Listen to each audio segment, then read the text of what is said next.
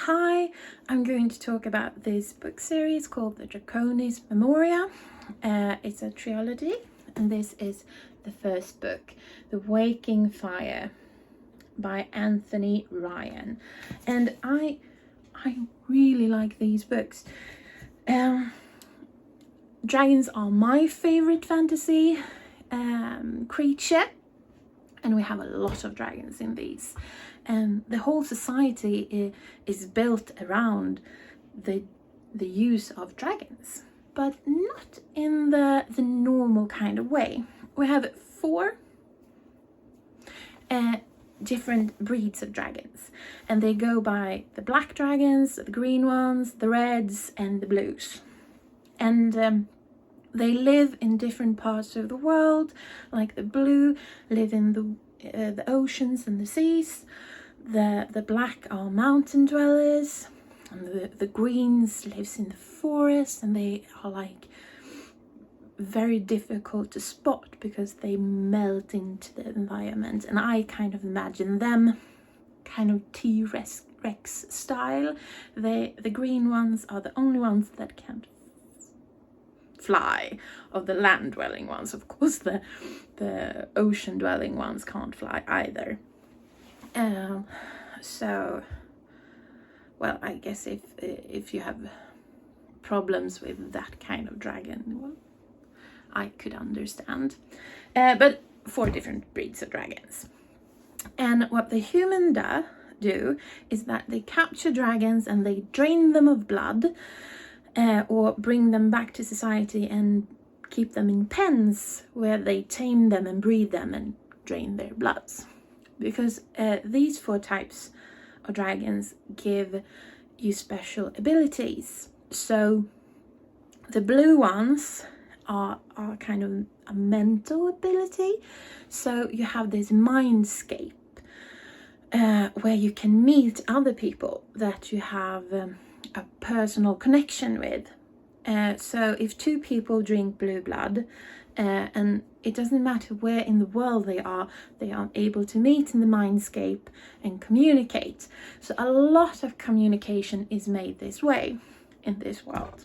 And we have the red blood that is also very important to society because everything is fueled with red blood. So the main way of travel is by boat. And boats are driven by red blood. So we have a person that drinks the blood and explodes more red blood that are in the engine. And that's how the boat is propelled. And we have green blood. And that's a very... right, and red blood, it's fire. You can, if you drink it, you can make fire also. And we have green blood, and that's a very physical one. If you have like injuries and you drink green blood, the injuries will heal. Almost, are you dying? You can save yourself if you drink enough, but not too much, because then you will poison yourself.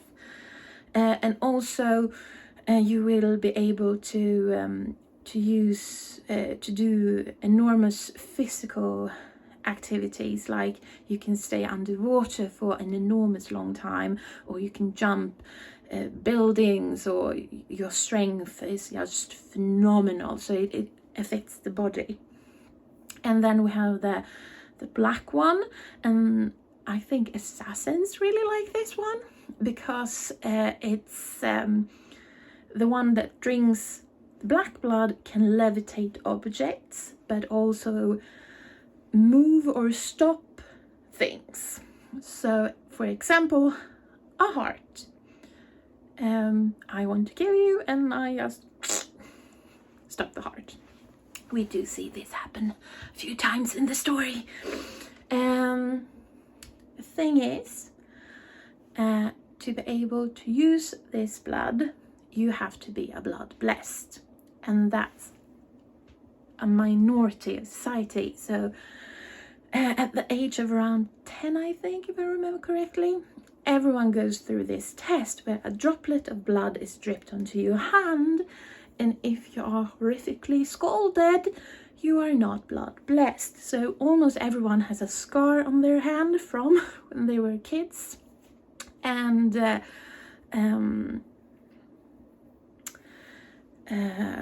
so if you are sprayed with blood from a dragon, you will die because you will get burned to death. So that's the world. So it's different. I haven't seen anyone use dragons like cattle in this way and use the blood like that. So it's very interesting. But also at the same time, we have, like I said, the main way of travel is by boat, because we have this is the map of the world. We have these two empires, the Corventine and the Mandinor Empire, and one of these are capitalistic, so it's a big organization, the company that drives everything, and they are in charge and they control the entire country, and money talks. And then we have the other country that's an empire, and the emperor is insane, he's mad. So yeah, that country isn't really doing all that well. A lot of politics that are corrupted, and much cruelty, and the entire country is not a happy place. And these two factions, these two continents are at war with each other. And then we have these, oh, I love them, it's like a scattering of islands, and the islanders are like, they are warriors, almost everyone we meet, and they are so extreme. It's always fun when one of them show up, because they are like no nonsense, brutal. You always know where you have them, because they are like, they won't play games with you.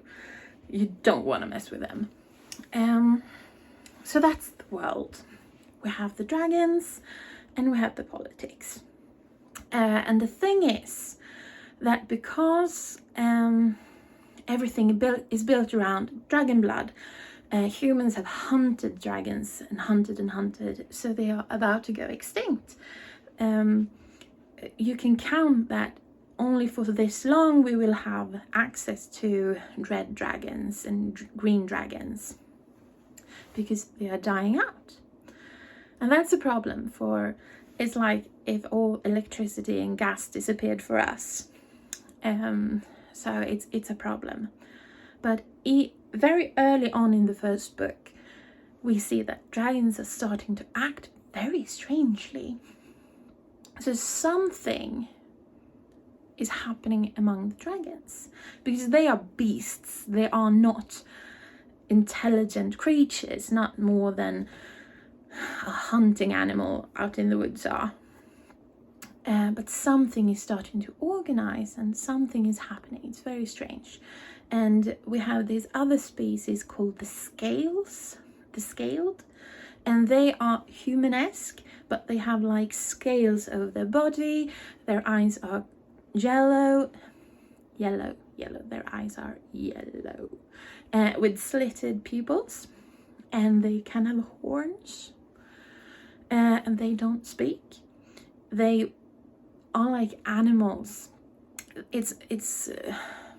They don't really resemble humans in how they act, but they still have their groups. So if you meet a group of scale, they will most likely kill you and use your body parts and stuff for things like maybe bow and arrow, I don't know. So gross. But the scaled ones and the dragons are starting to work together, and this is very strange. It's unheard of. Is it just a rumor? Is it really happening? It's all very weird. So, and when we read the books, in the first one we have Clay, Lisanne, and Hilloway. So Clay, he comes from a hunter family. His family goes out and hunts dragons and brings back either captured dragons for breeding or just new blood. But he was treated very cruelly by his father. So he has left his family. He lives on the street. He's a criminal. But his life kind of breaks apart, and he's forced to go back to his family, and he is forced to join them on this really important mission they have to gather information. And he's not too thrilled by this, but he doesn't really have a choice or another option. And then we have Lisanne, and she is Clay's blood blessed. I should mention that. And Lisanne is also blood blessed. She's a secret agent that the company side of the two continents, she works for them, and she is given an order to find her master's old pupil that disappeared long ago. The pupil that disappeared had found clues that there was another type of dragon, a white dragon. And Lisanne is not thrilled to go on this wild goose chase to find this long lost, probably dead pupil, to find this white dragon that everyone knows doesn't exist, that is just rumored. And you don't even know what ability a white dragon would have. It's just a wild goose chase. So she still does it, but she's not happy about it. And then we have Hilloway, and he is a sailor. So we see a lot of the war, the conflicts between the two countries through his eyes. He is not the captain, but he's like the second hand of the captain. He's very high up in the food chain.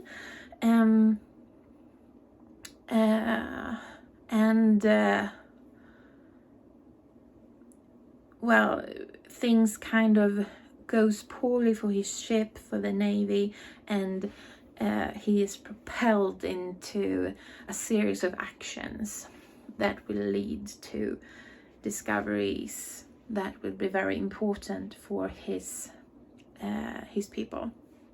And all three of these come from the same country, so that all of these three are on the same side, so to speak. Later on in the series, we will get to know more people from different parts of the world. But at the beginning, these are our three core people. And their story, as they tend to do in these books, will blend together in a way. So we have like the factions of the exploding part of the two nations. We have the dragons that are acting very strangely, and we have this big mystery of the world that is getting explored. So it's all very thrilling. It's hard to put these books down. You want to keep reading and reading and reading. And I also love so much that this character writes such a richness in his characters.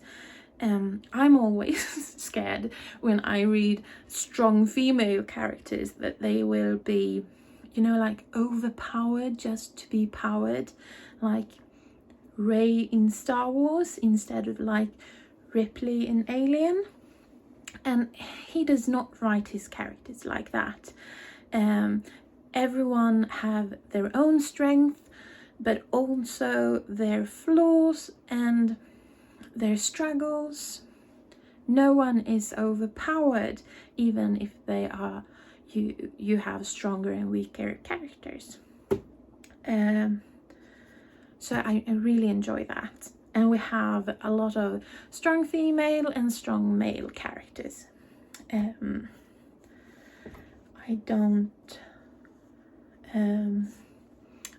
not too ashamed to say that parts of the story made me cry, but because some of the scenes are quite sad. And also these books are brutal. If I have to compare them to another style, it would be A Song of Ice and Fire. The violence is about the same in the feeling you get when you read it. So it's about the same. So maybe not everyone can manage to read that, but I would recommend just skipping those parts then, the violent part, because the story is so good that you will want to read it. Another part I would say that I would have enjoyed more is if he had shortened some bits of this book. Like in the second book we have a big part with finding clues in a prison, and I think that went on maybe a bit too long. It could have been a bit shorter, but it was really important, and we do find out a lot of interesting things, so it was not in vain. It could just have been a little bit shorter. And also, obviously, I'm not a native English speaker, and the author has worked for the UK government, so his language is very, very, very advanced. I actually had to look up a lot of words that I had never heard before. I haven't looked up words like this since I was a teenager starting to read English books. So that was both interesting because I learned a lot, and very frustrating to look up so many words. But that won't stop us. So this is the kind of books that when you've done reading them, they stay in your mind. You keep thinking back on them. So I really, really, really, really do recommend picking up this series. So, The Waking Fire.